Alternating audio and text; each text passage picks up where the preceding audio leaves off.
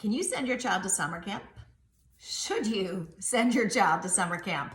On today's Daily Dose with Dr. Daria, that's exactly what we wanted to talk about today.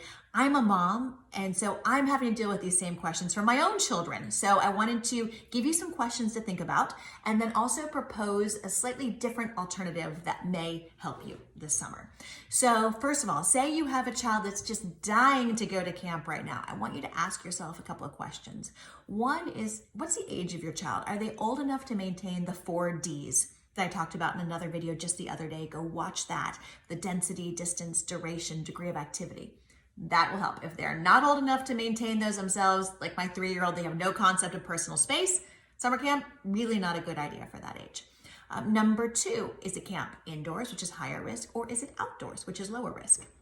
And number 3, from where is a camp drawing campers? Because if it's drawing from all sorts of areas that have different rates of COVID, that could be potentially higher risk versus if it's from a very small area in your community, you may even know the families of the other kids that are in the camp.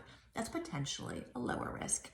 That said, with all the rising number of cases, I think it's really a wild card what happens over the next couple of weeks. So for my kids, I'm not sending them to camp right now this summer, but what you may want to consider are 2 options.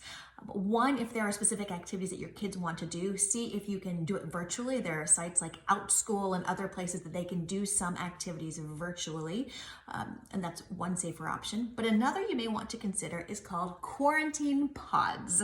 Now, what are quarantine pods? Now, it kind of sounds like I'm putting you in a bubble. No, I'm not. It's sort of a bubble, but it's not really a bubble. What a quarantine pod is, it says that you choose a couple other families that you're friends with that live nearby, and that, this is the most important, that share a similar philosophy as you do for how to keep your family safe. So maybe how they're handling groceries and if they're going out at all, or things like that. So you know you all have about a similar amount of exposure. You say, we are not going to still associate with larger groups, but we're going to associate with each other. So this is great. Your kids can have play dates. And then for those of you parents who need your kids to have some sort of childcare because you are trying to get work done or you just need your sanity, it's great because you can also swap childcare with those other parents. It's also great because another thing to think of in terms of getting your kids activities is, say, all the kids in one group wanted to do something for soccer. Maybe you don't want to put them into a soccer camp, but now you have 6 different kids, or at least kids from 3 different families. Maybe it's not so much of a big deal to once a week have somebody else who you trust do a soccer lesson for them and everybody split the cost. So again, quarantine pod is really great for that. And then again, why? Why is it safer than just letting your child go to summer camp? Well, for one, the total number of people they'll be exposed to is less, because they're just getting exposed to people in the pod. Number 2, you know that they're being exposed to people who have a similar philosophy as you, so they're not necessarily being exposed to a child whose parents are maybe taking them out in public a lot more.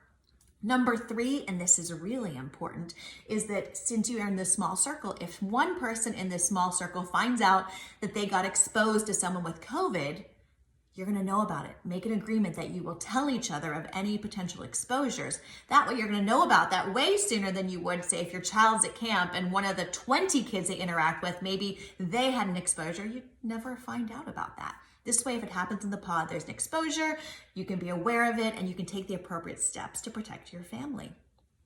That's one. Of course, even in the pod, make sure you're following the 4 Ds, density, distance, duration, degree of activity, even then to keep the exposure rate low. But it's a great alternative. It's something that you can do for the next couple of weeks, next few weeks for the rest of the summer, while the country figures out what's going on with coronavirus. That's a great way to keep your kids safe, keep them a little more occupied, and keep you sane. Let me know what other questions you have. You know I answer them, and you know I'll do them in other future videos. Make sure you're following me at Dr. Daria on Instagram or YouTube or Facebook so you don't miss any of these videos that I do. And let me know how else I can help. Put your questions in the comment section below. You know I answer them. And do everything I can to help make your life healthier, better, and easier. I'm Dr. Daria, and I'll see you next time.